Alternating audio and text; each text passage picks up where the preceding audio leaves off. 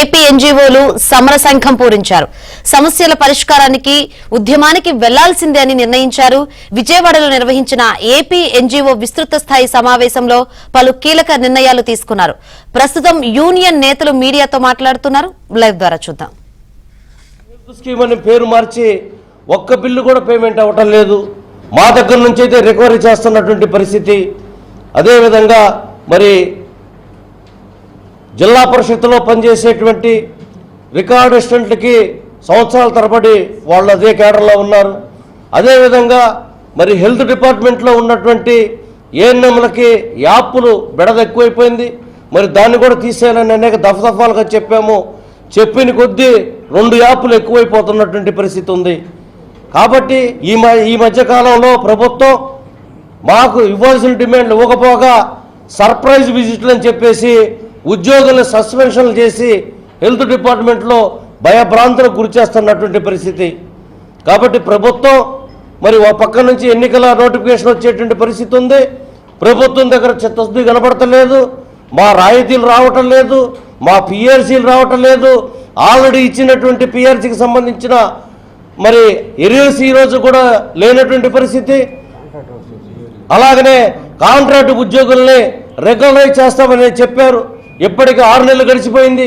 ఈ రోజు కూడా కార్యరూపం దాల్చడం లేదు.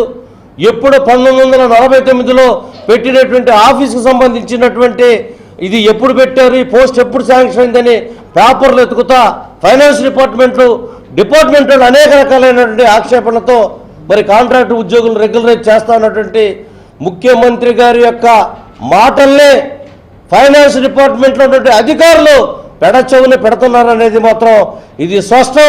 ముఖ్యమంత్రి గారు మరి ఇవన్నీ కూడా తెలుసుకొని మా యొక్క న్యాయమైనటువంటి డిమాండ్ల విషయంలో మరి జోక్యం చేసుకోవాలని కూడా మేము ప్రభుత్వాన్ని కోరుతూ ఉన్నాం.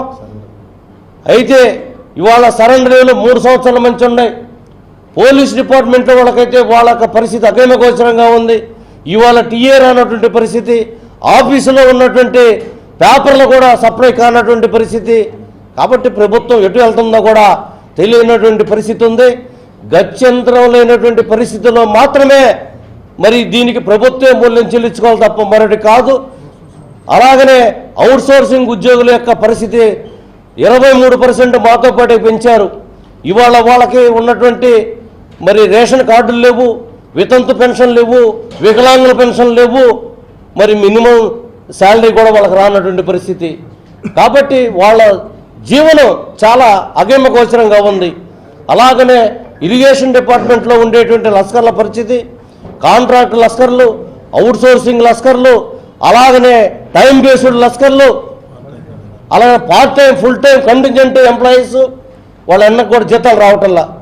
సో ఇవన్నీ కూడా చాలా ప్రాబ్లమ్స్ ఉన్నాయి.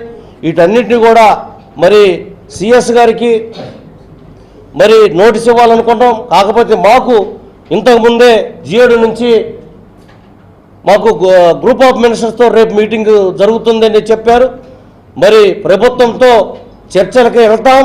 అవసరమైతే ఆ తర్వాత ప్రభుత్వానికి ఆ చర్చలు సఫలీకృతం కాకపోతే ఉద్యమానికి మేము సిద్ధంగా ఉన్నామని ఏపీ జేఏసీ పక్షాన తెలియజేస్తున్నాం. వర్ధిల్లాలి ఉద్యోగ ఉపాధ్యాయ కార్మికుల సంక్షేమ ఐక్యత. వర్ధిల్లాలి ఉద్యోగ ఉపాధ్యాయ కార్మికుల సంక్షేమ ఐక్యత. ఏపీ జేఏసీ జిందాబాద్. ఏపీ జేఏసీ జిందాబాద్. ఐక్యత.